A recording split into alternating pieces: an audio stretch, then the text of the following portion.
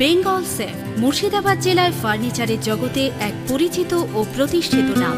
57 বিবি Sen road, Baharampur, Murshidabad. সুরক্ষা বাহিনীর গাড়ি কমাতে বলে বাধার মুখে পড়তে হলো অধীর রঞ্জন চৌধুরীকে। জানা যায়, মুর্শিদাবাদের বহরমপুর পৌরসভার 7 নম্বর ওয়ার্ডে স্কুলের বুথে ভোট দেখতে গিয়েছিলেন অধীর রঞ্জন চৌধুরী।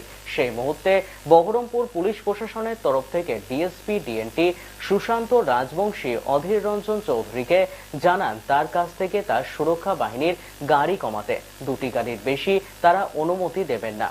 আর বাধার মুখে পড়ে অধীর রঞ্জন চৌধুরী ক্ষোভ প্রকাশ করলেন। রঞ্জিত নামা ভাই,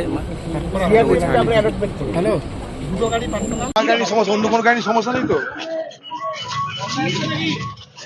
হ্যালো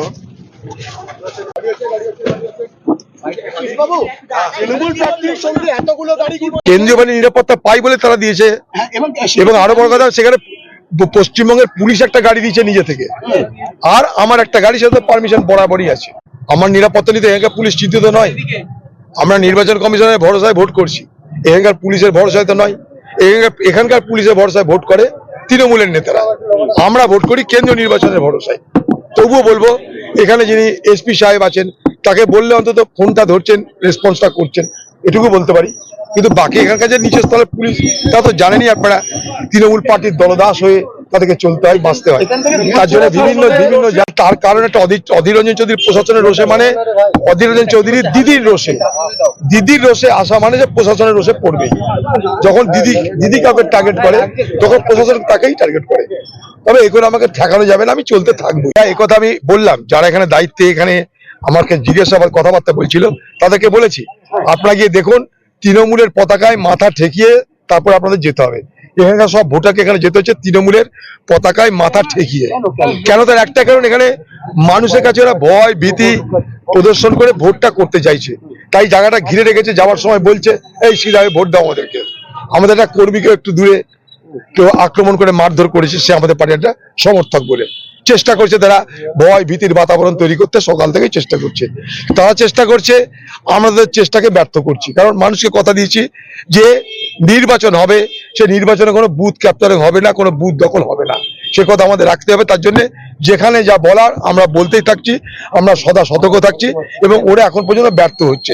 যত ব্যর্থ হচ্ছে তত হতাশায় তাদের বহিঃপ্রকাশ করছে, ক্রোধে। হতাশা থেকে ক্রোধের বহিঃপ্রকাশ হয়। তারা এটা বুঝতে পারছে না যে মিডিয়ার জগতের যারা, সংবাদ মাধ্যমে যারা লোক এসেছে, তারা তাদের দায়িত্বে এসেছে, তাদেরকে আমি ডাকিনি। তা সংবাদ মাধ্যমে যারা এখানে ব্যক্তি আছেন, তারা আমার পার্টির কেউ নয়, আমার পার্টিকে সাহায্য করলেও তারা এখানে নেই। তারা তাদের সংবাদ করার জন্য এখানে এসেছেন। তারা কেউ দিল্লি থেকে, কেউ পশ্চিমবঙ্গ থেকে, সেখানে আমার কিছু করার নেই। কিন্তু তখন থেকে আমাকে বারবার করে প্রশাসন বলছে, আপনি আপনার এতে কার কেটে গাড়ি কমান। আমি কি করে করাবো? সংবাদ মাধ্যমের মানুষ আপনারা, আপনার নির্বাচন কমিশনের পারমিশন নিয়ে আপনারা এসেছেন, আপনাদের সঙ্গে কখনো কোনো খারাপ ব্যবহার করছে, সেটা এখানকার তৃণমূলের নেতাদের নির্দেশে এখানকার পুলিশ এই কাজটা করছে। কাউকে না পেয়ে এখন ভাবছে যে অধীর চৌধুরীকে ডিস্টার্ব করে একটু তার একটা গাড়ি কমায়। আমার গাড়ি কমাবে কি বাড়াবে সেটা আমার দায়িত্বের মধ্যে পড়ে না, সেটা কেন্দ্রের নিরাপত্তা বিভাগের দায়িত্বের মধ্যে।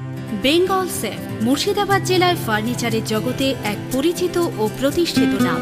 মনের ভাবনাগুলো প্রকাশ পেল, ঘর সাজাতে ইচ্ছে হলো, রকমারি আসবাব আছে একসাথে, চলো ঘর সাজাই বেঙ্গল সেফের সাথে, বেঙ্গল সেফের সাথে।